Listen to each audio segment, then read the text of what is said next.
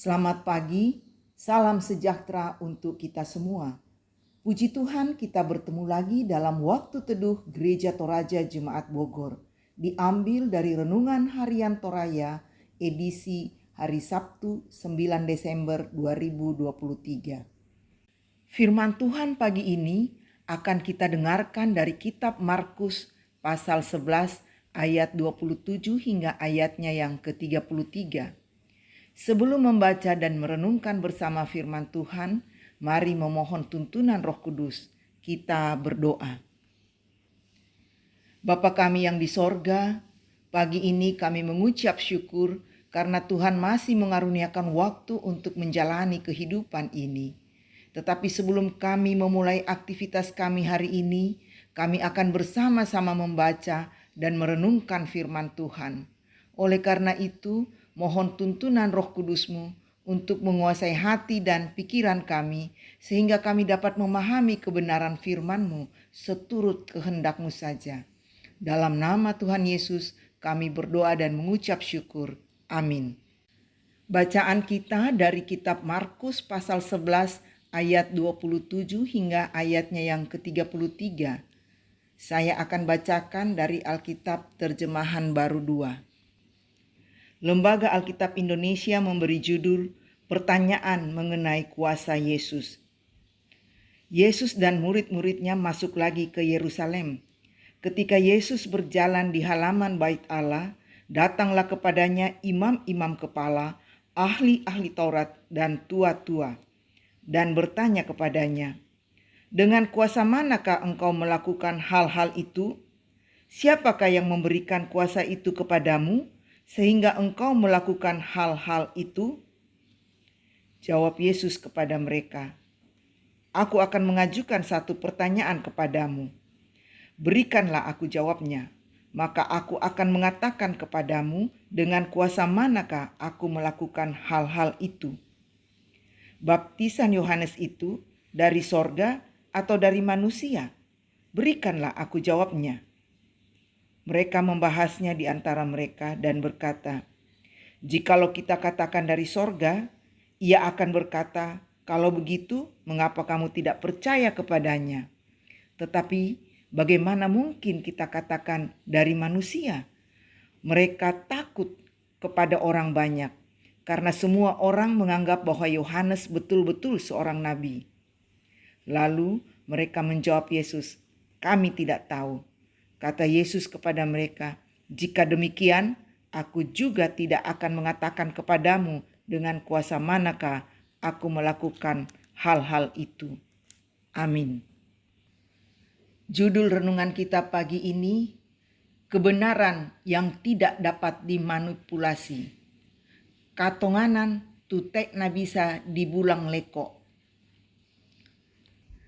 Pertarungan di pemilihan umum yang akan diselenggarakan pada tahun 2024 semakin gencar diperbincangkan, baik di kalangan masyarakat maupun di kalangan para aktor politik. Baik secara umum, model politikan yang terjadi sekarang ini syarat dengan kepentingan, karena itu sangat rawan memicu terjadinya konflik. Pada zaman kolonial Belanda terdapat sebuah ungkapan divide et impera atau politik adu domba, yang mana bangsa penjajah membuat strategi politik dengan cara memecah belah masyarakat. Para pemuka agama Yahudi, imam-imam kepala, dan para ahli Taurat memicu perdebatan dengan Yesus di ruang terbuka dalam ayat 27. Tempat itu dipandang sebagai tempat yang strategis untuk menjebak Yesus bersama pengikutnya. Dalam perdebatan itu, mereka mengemukakan pertanyaan yang dianggap dapat memojokkan Yesus. Mereka mempertanyakan kuasa Yesus. "Dengan kuasa manakah engkau melakukan hal-hal itu? Dan dengan siapakah yang memberikan kuasa itu kepadamu, sehingga engkau melakukan hal-hal itu?" Ayat 28. Mereka berusaha mengenalkan pasal penyerobotan bait Allah dan penghujatan kepada Allah. Yesus tidak memberi jawaban, tetapi justru kembali bertanya, "Baptisan Yohanes itu dari sorga atau dari manusia?" berikanlah aku jawabnya. Ayat 29. Yesus menegaskan bahwa kebenaran Allah bukan berdasarkan kesepakatan manusia, tetapi adalah otoritas Allah.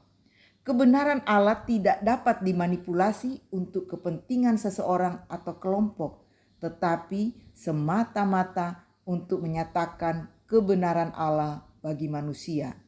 Amin. Mari kita berdoa.